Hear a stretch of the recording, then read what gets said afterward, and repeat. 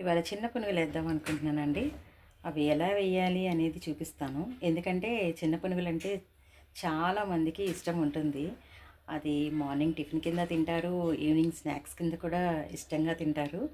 పిల్లలే కాదండి, పెద్దవాళ్ళకి కూడా ఇష్టంగా తింటారు కదా. అందుకే ఇది మీకు చూపిస్తాను. ప్రాసెస్ చూసేద్దాం రండి. మామూలుగా అట్టుపిండి అందరం వేసుకుంటూనే ఉంటాం కదా ఇంట్లో. అలానే అట్టుపిండి అండి. అట్టుపిండి తీసుకున్నాను. తీసుకొని దానిలో కొంచెం బొంబాయి రవ్వ అండి. ఓకే, బొంబాయి రవ్వ వేస్తే క్రిస్పీగా వస్తాయి, చాలా బాగుంటాయి.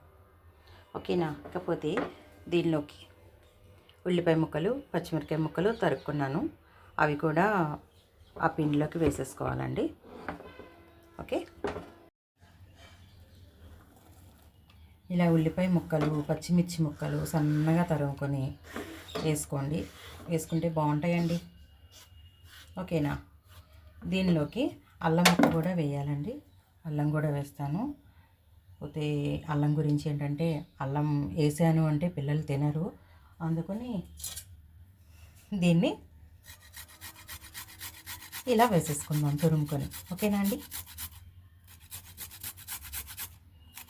ఇలా తురిమేసామంటే కనిపించదు కదండి, టేస్ట్ ఉంటుంది, తిన్నట్టు ఉంటుంది, బట్ ఏరి పారేయడానికి కుదరదు.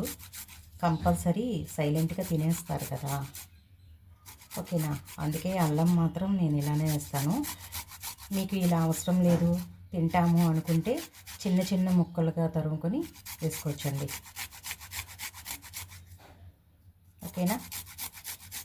ఈ పిండిలో అయితే నేను ఆల్రెడీ ఉప్పు వేసిన పిండే కదా, అందుకే నేను ఉప్పు వేయటం చూపించలేదు. ఉప్పు మాత్రం కావాల్సినంత చూసుకొని వేసుకోండి. ఓకేనా.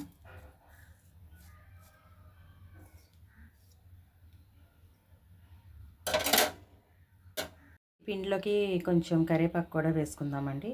ఇలా వేస్తే సెట్ అవ్వదు కదా, ఏరి పారేస్తారు కదా, అందుకే దీన్ని కూడా చిన్న చిన్న పీసెస్గా కట్ చేసుకుందాం. ఓకే, కట్ చేసుకొని ఇది కూడా పిండిలో కలుపుకోవాలండి. ఇదిగోండి కరివేపాకు చిన్న చిన్న పీసెస్గా కట్ చేశాను, ఇది కూడా వేసేసుకుందాం పిండిలోకి. ఓకే, ఇంకపోతే దీనిలోకి కొంచెం జీలకర్ర అండి. ఈ జీలకర్ర కూడా పిండిలో వేసేసుకుందాం. ఓకే, వేసుకొని ఈ పిండి అంతా బాగా కలిసేటట్టు కలుపుకుందామండి. ఇది సోడా ఉప్పు అండి, ఎక్కువ వేయకూడదు, లైట్గా వేసామా అంటే వేసామా అని అంతే అండి. ఓకేనా. ఇదంతా వేసి మొత్తం కలిపేసుకుందాం. మొత్తం పిండి అంతా బాగా కలిసిపోవాలండి, అన్నీ వేసాం కదా. ఓకే, ఉప్పు చూసుకోండి, తగ్గితే కనుక మళ్ళీ కొంచెం సాల్ట్ వేసుకొని కలిపేసుకోండి. అంతేనండి, పిండి అయితే రెడీ అయిపోయింది. ఇక పునుగులు వేయటం స్టార్ట్ చేద్దాం.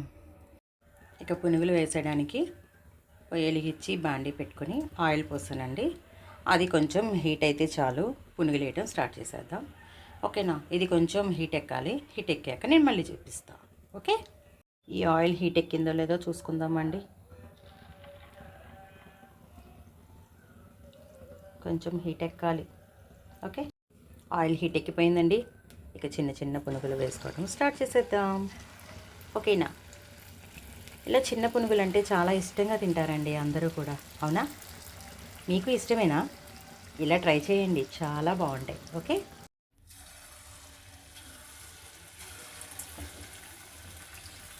ఇలా చిన్న పునుగులు వేస్తున్నాము అంటే కనీసం అవి ఏగేదాకా కూడా ఉండరండి. అయ్యిందా అంటూ పిల్లలు తిరుగుతారు కదా, అంటే అంత ఇష్టమండి అందరికీ కూడా, అవునా. బయట తెచ్చుకుంటామండి, కడుపు నిండుతాయా చెప్పండి. డబ్బులు పారేసాము, సుఖపడ్డాము అనుకుంటాం, కానీ కడుపు నిండదండి. ఇలా ఇంట్లో చేసుకుంటే 1కి 4 తింటారు, కడుపు నిండుతుంది, అవునా. ఆరోగ్యానికి కూడా మంచిది కదండి.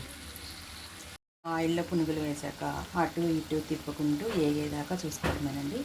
ఏగాక తీసి ప్లేట్లో సర్వ్ చేసుకోవడమే. ఓకేనా అండి. ఇవి ఏగిపోయినాయండి, ఇక ప్లేట్లోకి తీసేసుకుందాం. ఓకే, ఇక ప్లేట్లోకి పెట్టేసుకుందామండి. ఇక వేడిగా చట్నీ వేసుకొని తినేయటమే. ఓకే, పునుగులు, పల్లీ చట్నీ, కారపొడి అన్నీ రెడీ అయిపోయినాయండి. ఇక తీసుకొని తినేయటమేనండి వేడిగా. ఓకేనా. ఓకే అండి, టేస్ట్ చేసావు కదా, ఎలా ఉందో చెప్పు మరి. ఓకే అండి, మీరు కూడా ఇలా ట్రై చేయండి. వేడి వేడిగా వర్షం పడినప్పుడు కూడా చక్కగా వేసుకొని తినచ్చు. ఇంటెల్లపాది ఇష్టంగా తింటారండి. ఓకేనా? ఓకేనా? ట్రై చేయండి. మీరు కూడా ఇలా ట్రై చేసి ఎలా ఉన్నాయో నాకు కామెంట్ పెట్టండి. ఓకే అండి, బాయ్, థ్యాంక్ యూ.